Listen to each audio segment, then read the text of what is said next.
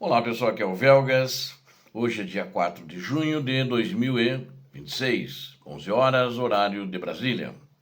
Tragédia em Moscou, fracassos na Ucrânia ameaçam o trono de Putin. A elite russa, na realidade, ela está, vamos dizer, em revolta, eu até diria, né? Mas ainda não está fazendo nenhuma medida séria para confrontar o ditador, mesmo porque ele não está tão fraco. Ele está mais fraco, ele acha que tem menos poder, mas ele tem a Rosguardia com ele e a KGB. A Rosguardia é um exército, né? Praticamente é o exército, ele é a guarda pretoriana de Vladimir Putin, como a guarda pretoriana na tempo do Império Romano. Mas, na realidade, um colapso militar, independente disso, tudo poderá derrubar o ditador da Rússia. Né? Essa é a minha avaliação. E os sucessivos fracassos da Rússia no campo de batalha começam a desestabilizar o próprio Kremlin. Quando eu digo o próprio Kremlin, é que não cairia só ele. Toda aquela gangue, né, os gangsters em volta dele também cairiam, que promovem, que colaboram, que incentivam a guerra na Ucrânia, todo aquele pessoal cai.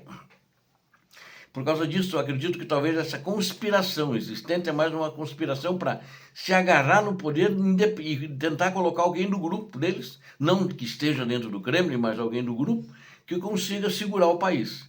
E mesmo sem o Putin, né?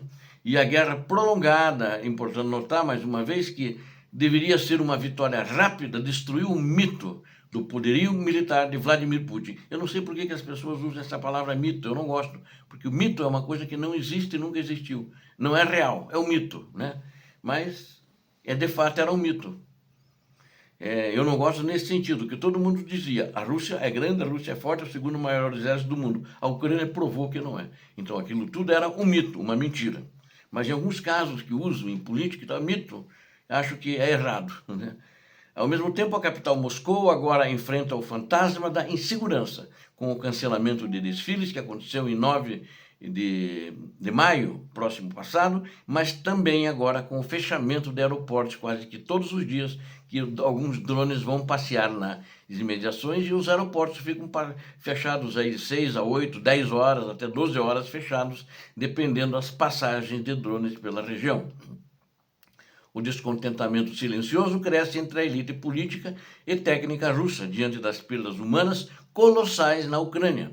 Historicamente, derrotas militares na Rússia sempre serviram de catalisador para a queda desde imperadores e para regimes autoritários.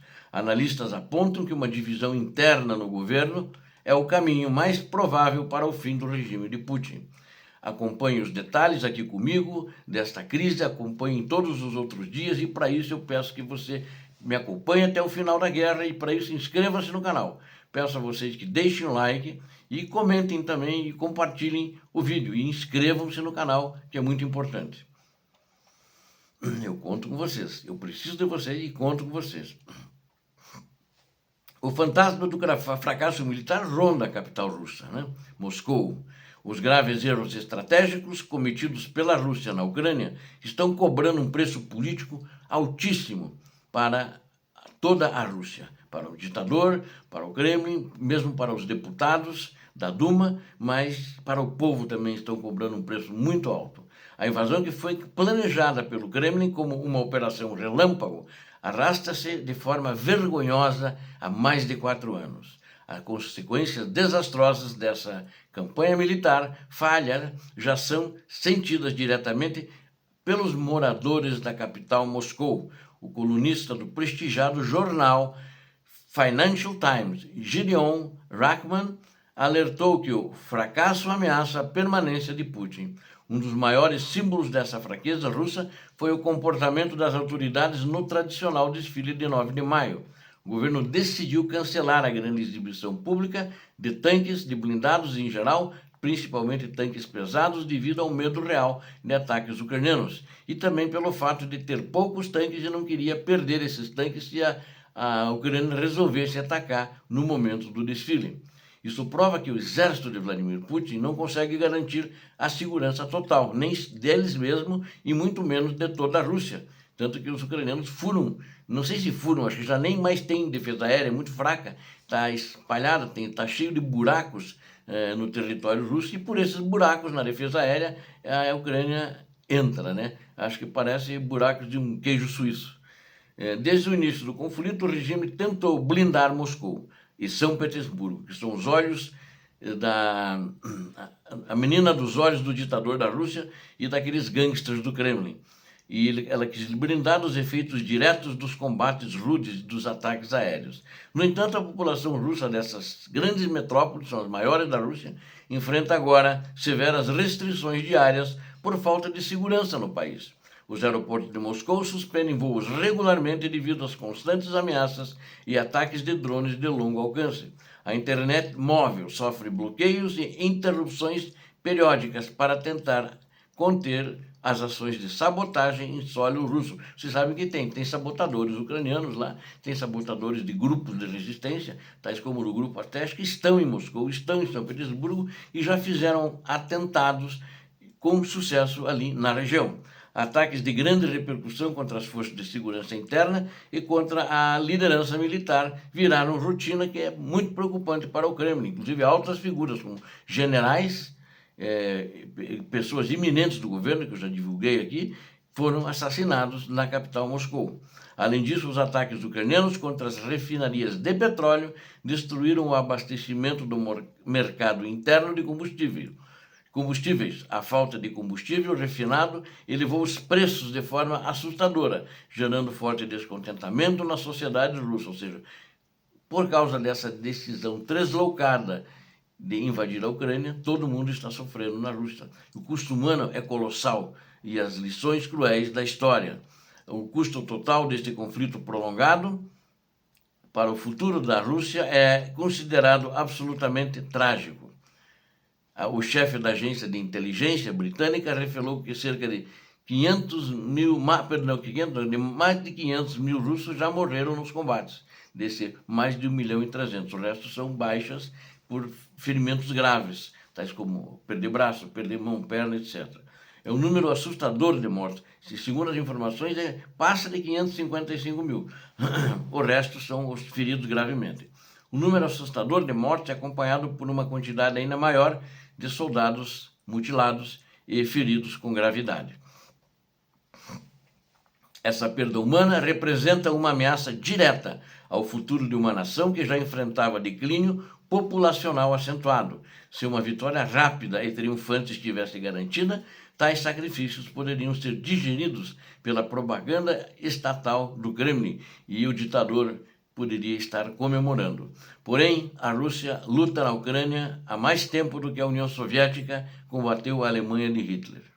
Mesmo com esse tempo histórico longo, o exército de Vladimir Putin falhou na missão de capturar toda a região de Donbass, onde ele estava desde 2014. Ele quer, mas não se preparou. Ele achou que seria fácil demais. Iam fazer uma parada militar, os ucranianos iam todos sair das trincheiras, bater palmas para o exército russo, e eles passariam triunfantes. Não aconteceu isso. Estão se quebrando lá todos os dias. Para piorar a situação dos generais russos, as forças invasoras perderam fatias importantes de territórios que haviam ocupados, principalmente agora, mais recentemente, em 2026, na ofensiva ucraniana, feita de uma maneira quieta, sem alarde e sem fazer propaganda que essa contraofensiva existe. Este cenário de derrota estagnada fez surgir as primeiras avaliações críticas públicas dentro da comunidade técnica e política da Rússia. A revista Rússia na Política Mundial, conhecida por ser muito próxima ao governo, publicou um artigo surpreendente. Os autores russos questionaram abertamente a viabilidade de alcançar o principal objetivo político da invasão de Putin. O texto técnico afirma que destituir o governo de Kiev exigiria a ocupação de toda a Ucrânia, que não é real isso, né? É algo irrealista, na realidade. A revista analisou falando isso. Os próprios analistas alinhados ao Kremlin começaram a defender a necessidade urgente de uma solução negociada para a guerra.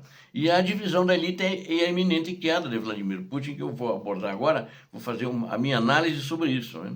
O surgimento desses artigos críticos indica um acúmulo de perigoso de insatisfação silenciosa entre os membros da elite russa. A história da Rússia demonstra claramente que grandes fracassos militares funcionam como o principal motor de revoluções políticas. A humilhante derrota sofrida na guerra russo-japonesa em 1905 desestabilizou o país e forçou o fim do absolutismo tsarista. O desastre operacional na Primeira Guerra Mundial pavimentou o caminho definitivo para a queda do Império e a Revolução Bolchevique.